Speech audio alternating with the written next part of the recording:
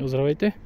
Ще направим кратко включване този път от двора, за да видим какво се е променило през последните 10 дни, тъй като не съм качвал ново видео.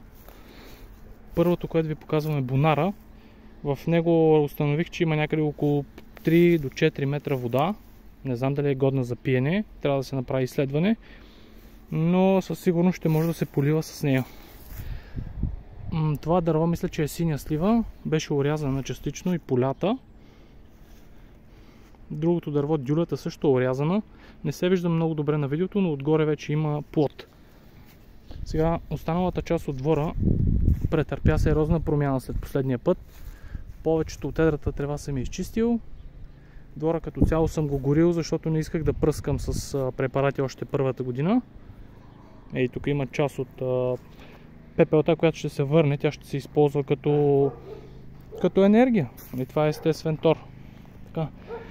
Най-големият проблем, който имах в двора, е с тези капини. От предния път виждате колко голяма разлика има.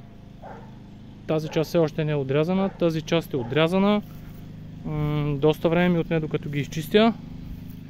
Тук има една камара с корените, които съм извадил, тъй като от години не е чистено, нали? Освен че бяха напръскани те веднъж, трябваше и корените да се извадят.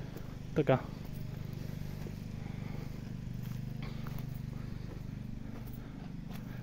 Асмата, която е в тази част на къщата, я стегнах. Изрязана е на 2 или на 3 пъпки, според зависи. Коловете са здрави, има още живот в тях. Трябваше само да се полее. Тук отпред площадката е разчистена частично, колкото да няма трева, нали, да се вкарва в къщата. Даже в момента има малък пушек тук от нещата, които догарям. Това са подрастъци, едногодишни и двугодишни от останалата част от двора.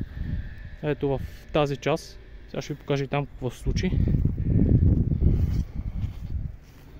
Видеото е една идея хаотично този път, но е доста пуща, което трябва да се обгърне. Така.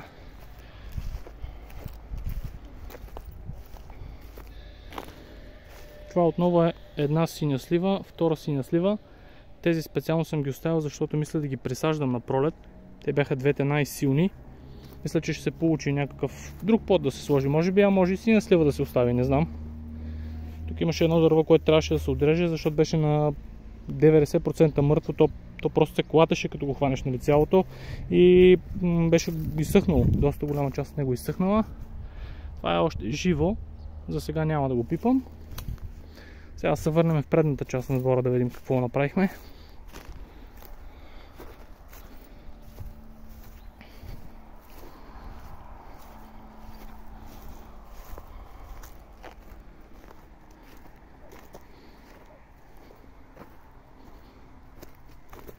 Така, сега в тази част имаше мрежа, която закриваше този малкият двор. Мисля, че едно време са гледали животните. Тук това не е позволяло да идват в основния двор, нали? Сега съм го махнал, защото няма животни. Тук имаше един голям кол, циментов. Тук в средата имаше още един. Два такова също съм ги махнал. Като идеята е да може да влезне трактор, който да обработва площа.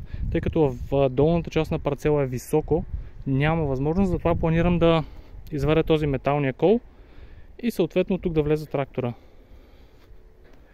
Тук асмата също съм я орязал на 80-90%.